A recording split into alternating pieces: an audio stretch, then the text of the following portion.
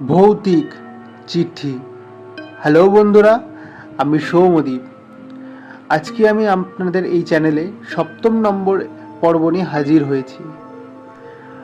আজকের ঘটনাটি পাঠিয়েছে আমার এক খুব কাছের বন্ধু অর্ঘ্য। অর্ঘ্যর বাড়ি আমাদের বহরমপুর শহরেই। অর্ঘ্য কর্মসূত্রে মেডিকেল রিপ্রেজেন্টেটিভ, তো তাকে অনেক জায়গায় মোটামুটি ঘুরে বেড়াতে হয় কাজের সূত্রে। তো সেই কাজের সূত্রে এক জায়গার ঘটে যাওয়া ঘটনা সে আমার সামনে শেয়ার করেছে, বলেছে আমি যেন আমার এই চ্যানেলে সেই ঘটনাটি সবার সামনে তুলে ধরি। ঘটনাটি শোনার সময় আমার তো ভয় তো লেগেইছে, তো খারাপও লেগেছে, কারণ একটা টান মানুষের কতটা হতে পারে একটা জিনিসের প্রতি, সেটাই আজকে আমি আপনার সাথে তুলে ধরতে চলেছি। জানাবেন কেমন হলো ঘটনাটি, ভালো হলেও জানাবেন, খারাপ হলেও জানাবেন। প্রথম যখন ঘটনা শেয়ার করি তো একটু কিছু অনেক খামতি থেকে যায় জানছি, কিন্তু আপনাদের সাপোর্ট পেলে তবেই না ভালো করব। আপনারা সাপোর্ট দেবেন তো গল্প আশা করি আস্তে আস্তে দিন দিন ভালো হবে। আপনাদের সাপোর্ট সাহসে আমি এগিয়ে যেতে পারবো। তাই আমি বন্ধুরা শুরু করছি ঘটনাটা, আর দেরি না করে শুনতে থাকুন, পাশে থাকুন। অর্ঘ্য যখন কর্মসূত্রে মেডিকেল রিপ্রেজেন্টেটিভ, তখন তাকে সেই উদ্দেশ্যে অনেক জায়গায় ঘুরে বেড়াতে হয় বাইকে করে। কখনো এই জেলা, কখনো অন্য জেলা, বা অনেক দূরে কর্মসূত্রে তাকে যেতে হয়। তো সেটা তার কাছে কোনো ম্যাটার না, কারণ কাজ একটা তার ইন্টারেস্টিং জিনিস, ফিল্ড ওয়ার্ক, তাকে ভালোই লাগে ঘুরতে তার ভালোই লাগে, সেটাকে সে মজার ছলেই নেয়। কিন্তু এই মজার ছলে তার সাথে একদিন এমন এক ঘটনা ঘটে গেছে, সেটাই খুবই দুঃখজনক বলতে পারেন, বা আশ্চর্যজনক। তো একদিন তাকে কর্মসূত্রে যেতে হয় মুর্শিদাবাদের এলাকায় কিছু ডাক্তারকে কল করতে। মুর্শিদাবাদের তো জানেন ফেমাস হাজারদুয়ারি, আশা করি আপনারা সবাই জানেন। সেই এলাকায় তাকে যেতে হয় ডাক্তারদের কল করতে। তো তার কল করতে করতে সেই দিন হয়ে যায় অনেকটাই রাত, কারণ রাতের লাস্ট কল আছে এক ডাক্তারের কাছে। সে কল করে, তারা মোটামুটি 3-4 জন বন্ধু রয়েছে একসাথে, তারা বহরমপুরে ফিরবে, কারণ রাতের বেলা অনেকটা দূর, একা একা বাইকে না আসাই ভালো। তারা সেই জন্য অপেক্ষা করছিল একজনের লাস্ট কল করে তারা ফিরবে। তো যখন তাদের লাস্ট কল হয়ে যায় ডাক্তারের কাছে, তখন প্রায় সময় তাদের 9:30 থেকে 10টা। তারাও বলে, বন্ধু অনেক দিন পর তো আজকে একটু ফাঁকা টাইম পেয়েছি, আর কালকে যদিও বা সানডে, আজকে শনিবারের রাত, একটু ঢুকো হতেই পারে। বুঝতেই পারছেন বন্ধুরা 4 জন মিলে রাতের বেলা, তাদেরও আনন্দের ব্যাপার আছে, তারা রাজি হয়ে যায়। তো তারা যথারীতি হার্ড ড্রিঙ্কস কিনে, একটা তাদের চেনাশোনা চায়ের দোকান রয়েছে, চায়ের দোকানের ঠিক পিছন দিকে তারা যায় হার্ড ড্রিঙ্কসটিকে নিয়ে তারা সেখানে যথারীতি ড্রিঙ্ক করতে শুরু করে। আর জায়গাটা তার কথা অনুযায়ী যেরকম, ওই চায়ের দোকানের পিছনের স্পেস আর হাজারদুয়ারি প্রেমিসেসের যে গার্ডেন ওয়ালটা রয়েছে তার ঠিক পিছন দিকটা, মানে দোকান আর হাজারদুয়ারি প্রেমিসেসের যে দেওয়াল, তার মিডিলে কিছুটা ফাঁকা জায়গা, যাতে পাবলিকের চোখেও না আসে এবং তারা সেফটি সেখানে বসে ড্রিঙ্কও করতে পারে।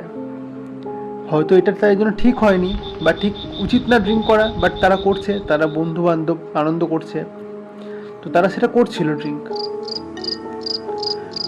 তো ড্রিঙ্ক করার দরুন ব্যাপারটা অনেক হয়ে যায় কি, লেট হয়ে যায় অনেকটা, তারা বুঝতেও পারে না। তারা তো গল্পের সাথে আসরে বসে তারা গল্প করতেই থাকে, লেটও হয়ে যায়, তারা খেয়াল করে না সময় কতটা বাজে। গল্প করতে করতে হঠাৎ আকাশে না বৃষ্টি শুরু হয় অল্প ঝিরঝিরি। একজন বলে ওঠে, দেখ বন্ধু, ভগবান কত সহায়, আজকে আমাদের জন্য হালকা বৃষ্টিও শুরু হয়েছে। যাক, কালকে ঘুমটা সকালে ভালোই হবে, কালকে রোববার বলে কথা। সবাই আনন্দে খোশ মেজাজে গল্প করছে, আনন্দ করছে, ড্রিঙ্কও করছে সেই সাথে। তো অর্ঘ্যের কথা অনুযায়ী তারা খুব বেশি ড্রিঙ্ক কেনেনি, মানে খুব বেশি ড্রিঙ্ক নেয়নি, কারণ অনেকটা দূর তাদের জার্নি করতে হবে তারপরে। তো তারা অল্পই এনেছিল, জাস্ট নিজের সারাদিনের খাটনিটা, ফ্রাস্ট্রেশনটা মানে দূর করার জন্য। তো তাদের সেই গল্প কথোপকথন চলাকালীন হঠাৎ একজন নোটিস করে হাজারদুয়ারির ইমামবাড়ি মসজিদের ঠিক মিডিলে মাঠের মধ্যে কিছু একটা অ্যাক্টিভিটিস হতে, হোয়াইট কালারের কিছু একটা অ্যাক্টিভিটিস, মানে হালকা নাড়াচাড়া করছে। তো তারা দেখে ব্যাপারটা, দেখে তারা ভয় না পেয়ে একটু আশ্চর্য হয়ে যায় কি হচ্ছে জিনিসটা। আর আপনারা হয়তো অনেকেই জানবেন, হাজারদুয়ারি এলাকায় সন্ধ্যে 6টার পরে গোটা প্রেমিসেস বন্ধ হয়ে যায় সাধারণ লোকের জন্য। সবাইকে বের করে দেওয়া হয়, সন্ধ্যে 6টার পরে কেউ থাকতে পারবে না।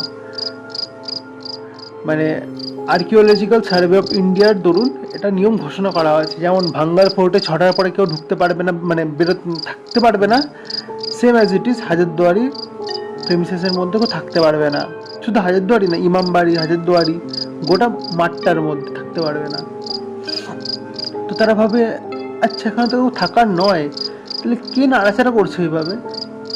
তারা ভালো করে দেখে যখন, তো খেয়াল করে মাঠের মিডলে কিছু হোয়াইট মানে স্মোক টাইপের বয়েলিং হচ্ছে। মানে যেমন লিকুইড নাইট্রোজেন কোথাও পড়ে থাকলে যেমন বয়েলিং হয়, ধোয়া বাবল টাইপের ওঠে, ওরকম বয়েলিং টাইপের হচ্ছে। ওরা তো ভয় পেয়ে যায়, কি হচ্ছে এরকম আশ্চর্য ঘটনা। তো তারা ভালো করে নোটিস করে, আর তাদের মধ্যে একজন ফোন বার করে ক্যামেরা অন করে ওটাকে ভিডিও ক্যাপচারের জন্য। তো ভিডিও ক্যাপচার করার দরুন তারা কিছুক্ষণ দেখার পর দেখে সেই জিনিসটা, অবয়বটা যে মানে সাদা রঙের ধোয়া টাইপের, ক্রমশ তাদের দিকে এগিয়ে আসছে। তারা না সেখান থেকে না নড়তে পারে আর চড়তে পারে, কন্টিনিউ সেটার দিকে তাকিয়ে রয়েছে। ভয় তো পাচ্ছেই, বাট সেখান থেকে তারা চোখও সরাতে পারছে না। মানে একটা মোহর মধ্যে আটকে গেছে ব্যাপারটা দেখে। তাদের নেশা ফেশা তো সব কেটে গেছে, কি জিনিস তারা দেখছে। ওই জিনিস আসতে দেখে তাদের না রীতিমতো ভয়ও লাগছে, বাট চোখও সরাতে পারছে না। জিনিসটা যখন তাদের খুব ক্লোজ চলে আসে, অনেকটা কাছাকাছি, একজন ধমক দিয়ে ওঠে, এই কে রে, কে ওখানে? তো জিনিসটা তৎক্ষণাৎ ওখানে দাঁড়ায় কিছুক্ষণ, সেকেন্ড, 1-2 সেকেন্ড। তারপর হঠাৎ করে বাদিকে ঝুপ করে একটা ইসের মতো করে মিলিয়ে যায়। যখনই মিলিয়ে যায় তখনই তাদের মোহটা কেটে যায়। তখন তারা সেখান থেকে রীতিমতো পালিয়ে আসে, যা ছিল ফেলে দিয়ে ওখানে পালিয়ে আসে। তো ওখানে তারা এক মুহূর্ত সময় নষ্ট না করে বাইক স্টার্ট দিয়ে সবাই ফিরে যায় নিজের বাড়ির দিকে। ওই রাতের বেলা সবাই কোনো রকমে কষ্ট করে রাতের বেলা ভয়ে হাতে নিয়ে, জানেন তো ওই রাস্তাটা কতটাই ডেঞ্জার থাকতে পারে, বহরমপুর মুর্শিদাবাদের বাইপাসটা। যারা জানেন তারা তো জানেন, আর যারা জানেন না তাদের মানে অনেকটাই জঙ্গল টাইপের, তারা রাতের বেলা ফিরে আসে কোনো রকমে। ভয় তো থাকেই, কিন্তু সকালবেলা যখন তারা ওঠে তাদের ভয়টা থাকে না, নর্মালি হয়ে যায়। নিজেদের মধ্যে ফোন কলও হয়, রাতের ব্যাপারটা নিয়ে তারা বলা বলি করে কি ছিল না ছিল। তো ব্যাপারটা ব্যাস ওইটুকু অবধি সীমাবদ্ধ, তারপরে তারা ব্যাপারটা নিয়ে এগোয়নি। যা হওয়ার হয়েছে, ঠিক আছে, বাদ দিয়ে ছাড়, রাতের বেলা কি না কি দেখেছি ওসব বাদ দিয়ে ছাড়, আর আলোচনা করে লাভ নাই, যা হয়েছে হয়েছে। ব্যাস ঘটনাটা এত দূর থাকলেই ঠিক ছিল। কিন্তু মোটামুটি 1 সপ্তাহ পরে তাদেরকে আবার মুর্শিদাবাদের একটা কোনো ডাক্তারে কল করতে যেতে হয়। বাট তারা তখন দিনের বেলা যায়, কারণ রাত করবে না, একটা ঘটনা এখন অলরেডি হয়েছে, তারা দিনের মধ্যেই ব্যাক করবে। দুজন মিলে তারা যায় ওই ডাক্তার কল করতে। তো কল করে আসার পথে সেই চায়ের দোকানে তারা আবার দাঁড়ায় কিছু চাটা খাওয়ার জন্য। চা খেতে খেতে তারা সেই চায়ের দোকানদার গোবিন্দদাকে জিজ্ঞেস করে, আচ্ছা দাদা, একটা কথা বলবে? গোবিন্দদা বলে, কি বলো? বলে, তুমি কখনো ফিল করেছো রাত বিরেতে এখানে মাঠে কোনো জিনিস সাদা টাইপের বা কিছু নর্মাল? তো গোবিন্দদা তো প্রথমে কিছু মানছিল না, মানতে চাইও নি। তো তারা অনেক জোরাজুরি করে, দাদা কিছু তো ব্যাপার আছে, আমরা এরকম জিনিস দেখেছি। আগের সপ্তাহে যখন এসেছিলাম তোমার সাথে দেখা করেছিলাম, পরে পিছনে আমরা গেছিলাম ড্রিঙ্ক করতে, তখন আমরা দেখেছি এরকম ঘটনা। তো গোবিন্দদা প্রথমে তো রাগারাগি করে, এক তো তোমরা না বলে আমার দোকানের পিছনে ড্রিঙ্ক করা তোমার উচিত হয়নি, কারণ লোক জানাজানি হলে একটা সম্মানেরও ব্যাপার আছে, আর যখন ওটা ট্যুরিস্ট স্পট, পুলিশ ব্যাপারও থাকতে পারে, তোমরা গেছো কেন? তো তারা ক্ষমা চায় যে এরকম জিনিসটা আর হবে না, ভুল হয়ে গেছে। তো তুমি বলো সত্যি ঘটনাটা কি ঘটনা ঘটেছে? তুই গোবিন্দদা বলে, দেখো আমার দোকানের ঠিক সামনের দিকে পাস করে একটা ভাঙা বাড়ি, দেখেছো বাড়িটা? বলছে, হ্যাঁ বাড়িটা তো দেখেছি। বলছে, বাড়িতে মোটামুটি 5-7 বছর আগে এক ফ্যামিলি থাকতো, মানে তাদের ছেলে বাচ্চারা তো থাকে তো বাইরে, হাজব্যান্ড ওয়াইফ দুজন মিলে থাকতো। তো দুজনই মোটামুটি ঘর থেকে বেরোতো না, মানে বয়স হয়েছিল, দুজন ঘরেই থাকতো। হঠাৎ করে একদিন জানা যায় ওয়াইফটি মারা গেছে, শারীরিক কষ্টের জন্য মারা গেছে। তো মারা গেছে ঠিক আছে, কিন্তু সেই শোকটা না সেই বয়স্ক বৃদ্ধ লোকটা নিতে পারেনি। মানে তার ওয়াইফ মারা যাওয়ার 10-12 দিনের মাথায় কোনো একটা আতঙ্কে তিনি গলায় দড়ি দেন। তো গলায় দড়ি দেওয়ার পরে তো পুলিশ কেস ঘটনা ঘটে, পুলিশ ওনাকে নিয়ে যায়। আর তিনি যে গলায় দড়ি দিয়েছেন সেটা মোটামুটি 3-4 দিন কেউ জানতে পারেনি, কারণ তারা তো ঘর থেকে বেরোতেন না, ভাবছেন হয়তো ঘরেই রয়েছে। যখন হালকা স্মেল বেরোয় জানতে পারা যায় ভিতরে কিছু একটা দুর্ঘটনা ঘটেছে। পুলিশকে জানানো হয়, পুলিশ এসে তারপর সেই দেহকে উদ্ধার করে নিয়ে যায়। ঠিক তারপর থেকেই ঘটনাগুলো স্টার্ট হয়। যেমন আমি যেমন দেখছি, আমার পাশের চায়ের দোকান সেও 1-2বার দেখেছে, কয়েকজন দেখেছে এই জিনিসটা। ইভেন হাজারদুয়ারির গার্ড রয়েছে, তারাও 1-2বার দেখেছে ঘটনাটা। কিন্তু এটা তো লোক সমাজে বলা যাওয়ার মতো না, হলে তো লোক আসবে না এখানে দোকানে। রাত বিরেতে লোক যেতে ভয় পাবে, আর বিশ্বাসই বা করবে কে? আর তারা তো কখনো কেউ ক্ষতি করেনি, তাই এ ব্যাপারটা আমরা কাউকে বলিও নি, আলোচনাও করিনি, নিজেদের মধ্যেই রেখে দিয়েছি। আমাদের ধারণা সেই বয়স্ক লোকটাই হবে, সে হয়তো মাঠ দিয়ে এসে তার বাড়ির দিকে আসতে চায় প্রতি রাতে। বাট তোমরা হয়তো তার মিডিলে দাঁড়িয়ে গেছিলে বলে সে ওদিক দিয়ে চলে গেছে। তো তোমাদের এটা করা উচিত হয়নি, সেখানে দাঁড়িয়ে ড্রিঙ্ক করা।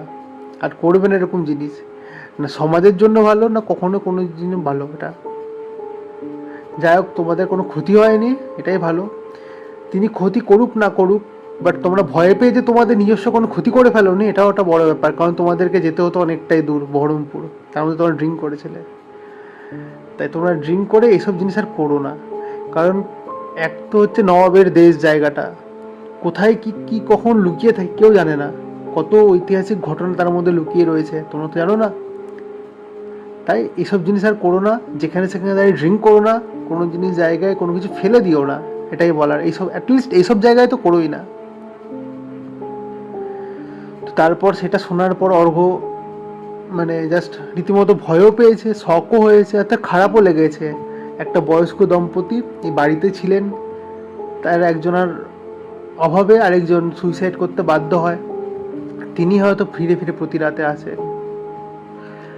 আরেকটা আশ্চর্য ঘটনা যেটা অর্ঘ্য বলেছিল, আমি ওখানে আপনাদেরকে বলতে ভুলে গেলাম। তাদের মধ্যে একজন বলছিলাম না ক্যামেরা বন্দি করে ভিডিওগ্রাফি করছিল, সেই ভিডিওগ্রাফিতে কোনো ভিডিও আসেনি। পরের দিন যখন তারা দেখেছে, জাস্ট তাদের কথাবার্তা ওই দিকে ক্যামেরাটা ধরে রয়েছে, ব্যাস এইটুকু এসেছিল।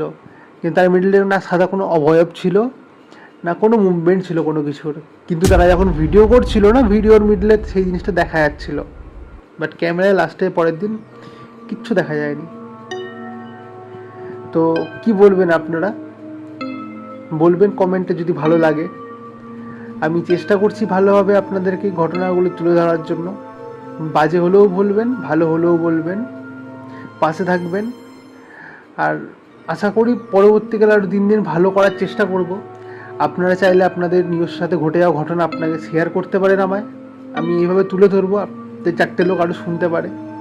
সাপোর্ট করবেন, ভালো থাকবেন। তাহলে টাটা, রাখছি।